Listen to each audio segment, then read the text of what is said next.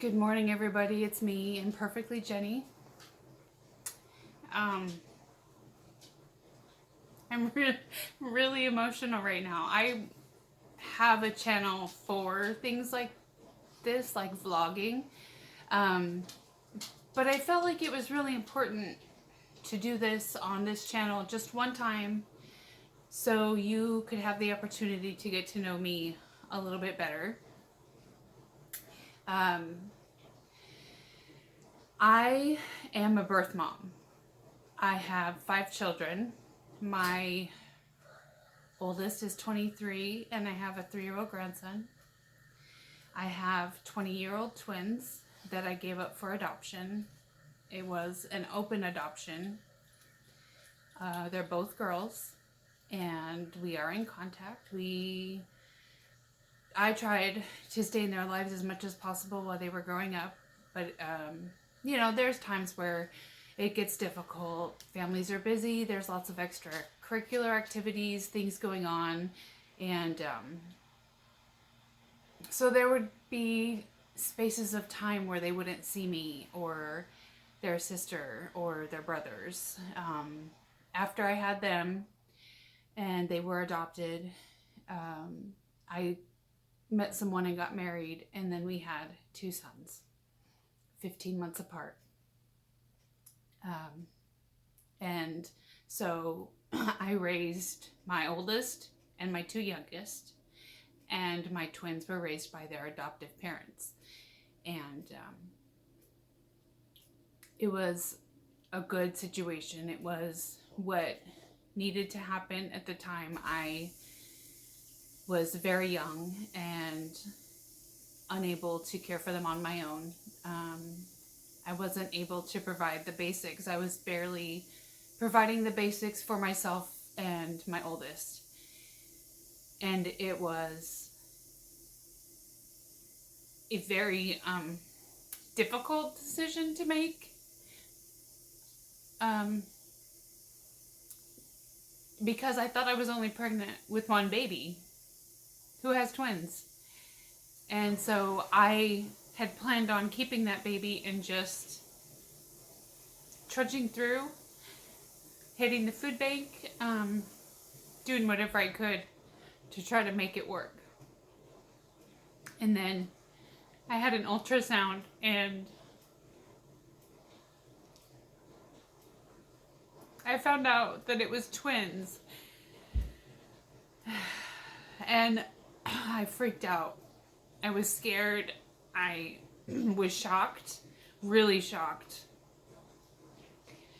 My best friend Tracy was with me, and she immediately cracked a joke to try to get my mind off of it, talking about how I wasn't going to get this fancy car that I wanted at the time because I wouldn't be able to fit enough car seats in there. And so, thank God she was with me. I told their father, who I was dating at the time, and that I was pregnant with twins and that we needed to decide what we were going to do, if we were going to separate, stay together, make a family, like what was going to happen. And the next day, well, he was, of course, was as shocked as I was. I had had all day to process. When I was able to reach him was after he got off work, and he was shocked and speechless and didn't know what to say. And I told him, will you think about it and we'll regroup tomorrow? And I had to work the next day. I worked 13-hour shifts in a trauma center. And so on my lunch break, I tried calling him and his phone was disconnected. So I had an hour lunch break, and he just lived right up the road from where I was working. So I left work on my break and drove to his apartment, and it was empty.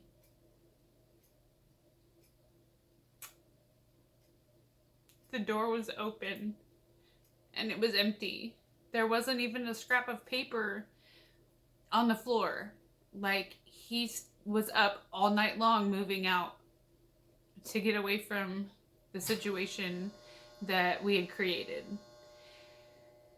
And I felt like I was going to die. I didn't know what I was going to do. I didn't know where to go. I didn't know who to talk to. So I went back to work. I don't know. I don't remember finishing my day at work. I know I did. But I don't remember how I got through the last 6 hours of my trauma shift. All I can say is I hope and pray that there was no emergencies that day that came through the door, because I don't remember a thing. I just remember being abandoned and being scared and wondering what was I going to do and how was I going to do it. And I went to pick up my oldest daughter at daycare, and I spoke to my daycare provider, who, her and I had become really close. She's a wonderful person, and I still consider her a friend. I never see her anymore. She doesn't do daycare, and my kids are adults now. But I asked her for her honest opinion. What do I do? What do I do? What should I do? And she asked me, are you sure you want to know what I think you should do? And I said, yes. I don't know what to do. I don't know where to go. And she just held me. She was older than me, and I looked to her for guidance. And she told me that she thought adoption would be a really good idea.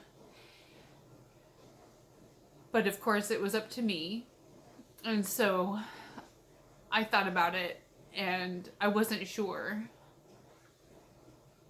My parents knew I was pregnant, but they didn't know it was twins yet. I was really hoping that I would be able to come to them with the father and let them know that I would be starting a family. I was already a single mom of one, and now I was pregnant with twins, and the father has disappeared. He ghosted me before that was a thing. And so I went to I thought for a few days, really long and hard. Like, I wanted to find a way to keep them. I wanted to find a way to keep my babies. They were my children, and it was very hard for me to figure out a way financially to be able to do it, even with state support, even getting on welfare. I still wouldn't be able to afford my apartment or my car insurance. Sure, I would get food stamps and a small monthly allowance, but my income from the trauma center was a little too much for me to qualify. But it wasn't enough for me to live on with 3 children by myself. And I knew I could go to the food bank and supplement, and I would have WIC. I knew that. But how I was in a little 600 square foot 2-bedroom apartment. How was I going to care for 3 children? I didn't know. And so I finally decided that an open adoption was what I wanted. I didn't want to lose contact with my twins. I wanted them to know who their mom was. And even though I couldn't financially raise them, I wanted them to know that I still loved them and that I wanted them in my life and that they meant the world to me, just like my oldest. And I just decided that open adoption was the best route. So I went to my parents and I told my parents that not only was I pregnant with twins, but I was going to be giving them up for adoption. And that I wanted open adoption because I wanted to be in their lives. And I didn't want them to feel abandoned the way I had when their father disappeared. And I still haven't seen him since. They're 20 years old. I haven't seen this man in 21 years. I don't know if I would recognize him if I saw him. I often wonder what he thinks. Because he knows. What does he think? Does he think about them at all? Does he ever wonder? It blows my mind. So anyway, I told my parents and that I wanted an open adoption. And I don't really remember what their reaction was because I was kind of in shock hearing myself say it out loud for the first time. Like this whole time, all these thoughts had been running through my head, and I had just been kind of going through the motions at work, at home, taking care of my daughter. I was in shock. And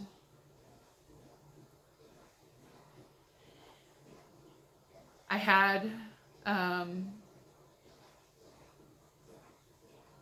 I left the trauma center and I got a different job working in the hospital in the laboratory where it would be less stressful, easier on me during the pregnancy. It was a little bit more pay, but not enough to keep my girls, which I didn't know they were girls yet. I didn't find out until later on.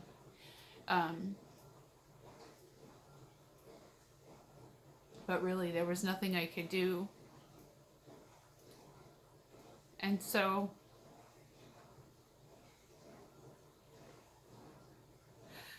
they were raised by a wonderful couple that lives across the water from us. Just a ferry ride away. And I remember a stage where,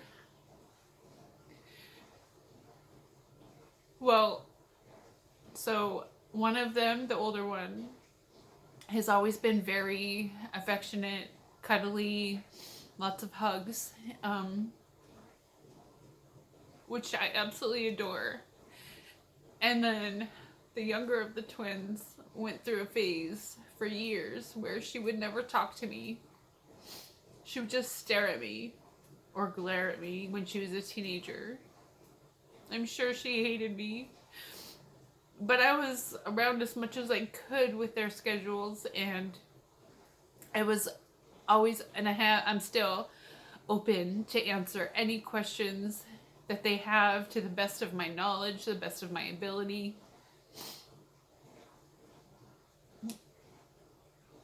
It's very hard to be a birth mom and to be in a situation where you have to make that kind of decision.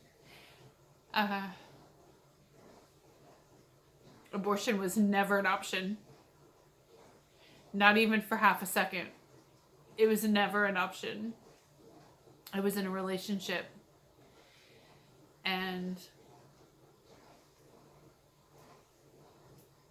I didn't think that I would be abandoned. But I was. So, fast forward 20 years. I have always seen them around Christmas time. Never on Christmas. One time on Christmas Eve, no, New Year's Eve. One time on New Year's Eve, we had a grandkids day at my parents' house, and it was actually the day I went into labor with my first son with my current husband, and we've been married for 19 years.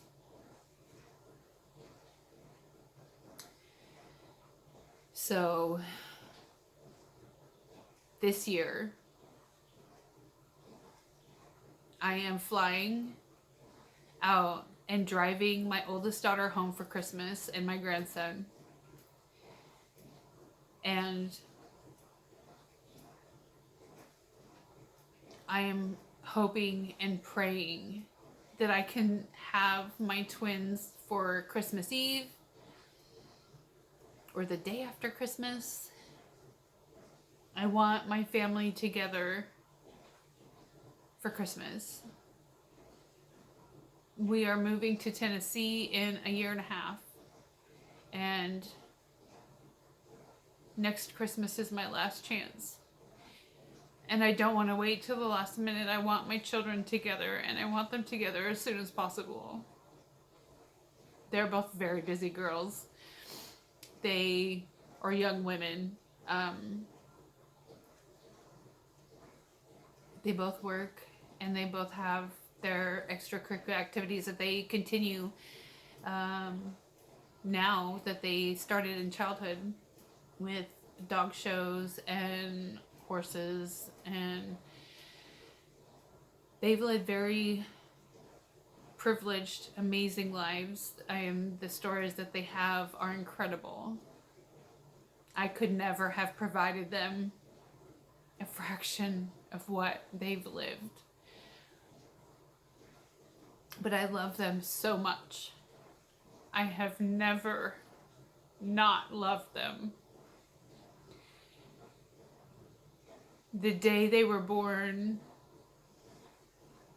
they both went to the NICU. They weren't doing well.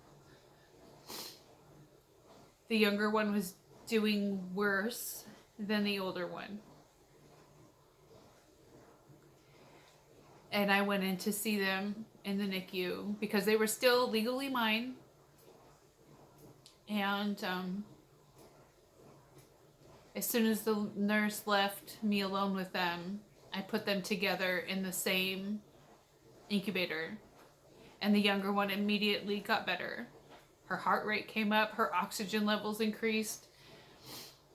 She immediately improved. And of course, it surprised the nurses, and they came running in to see what was going on. And an older nurse yelled at me for putting them together. And I yelled right back at her. I said, "These are my babies. They need to be together."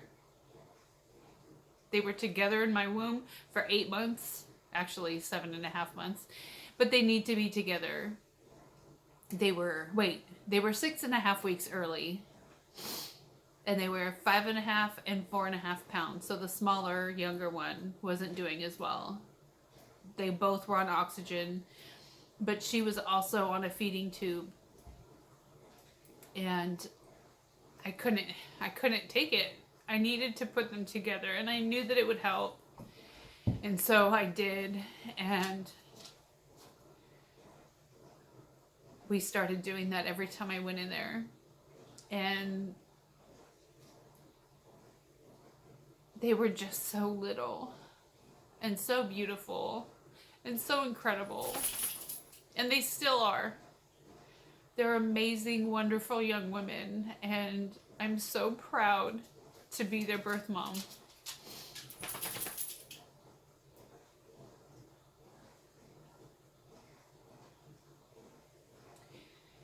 So that's just one of my stories, one part of my life. I just wanted to share for anybody that wants to know what it's like to adopt a child. I don't know. I cannot give you that side of the experience. I can only tell you what it's like to be a birth mother, and it's very hard. I understand why lots of young women change their minds at the last minute. I get it. I couldn't do that. I had run the numbers so many times trying to figure out how I could financially take care of my children and myself and keep us sheltered. And I just had a piece of crap 83 Datsun hatchback. Like, it was supposed to be red, but it was orange. The paint was so faded. Like, it was... I couldn't fit 3 car seats in there.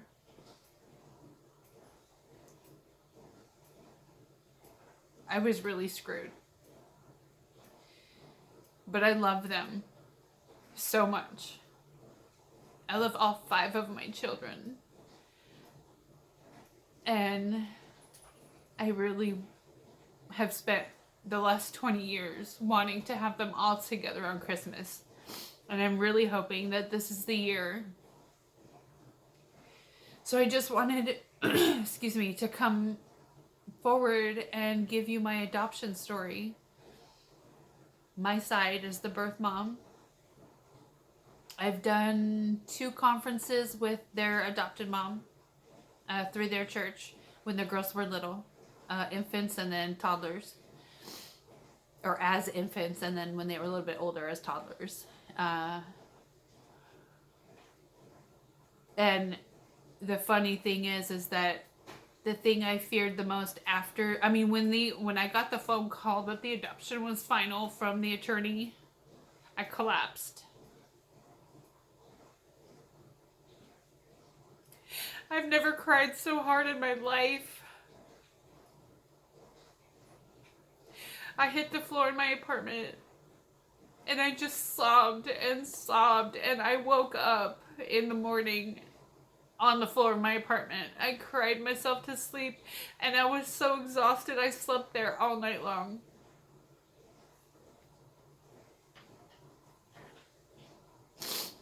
Honestly, that was the worst phone call I've ever received. Knowing it was final and that they were no longer legally my children. But biologically, they'll always be my daughters. Biologically, they will always be my children. I'm not trying to take them away from their family. I never have. We've had them over one time to stay the night when they were younger, and then they have spent the night with me once or twice as adults. And then my oldest daughter would spend the night with them all the time. So we have been part of each other's lives, and I love their parents, and I'm so grateful for their parents. They pulled off something that I never could have.